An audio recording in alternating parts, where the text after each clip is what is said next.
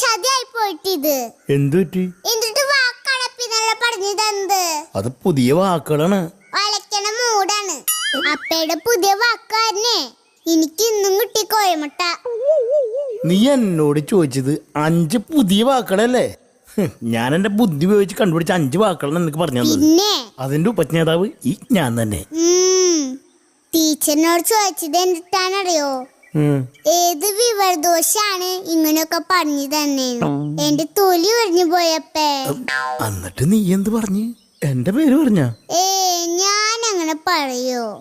എന്റെ പെന്നെ മോശക്കാരാക്കണ ഒരു പരിപാടി ഞാൻ ചെയ്യില്ല. മിടുക്കത്തി. ഞാൻ പറഞ്ഞേ വീടിനടുത്തുള്ളൊരു വിവരദോഷാണ് എനിക്ക് പറഞ്ഞു തന്നേന്ന്.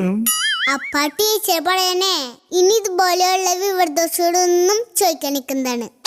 അങ്ങനെ ഞാനപ്പയുടെ മാന രക്ഷിച്ചു അല്ലപ്പേ.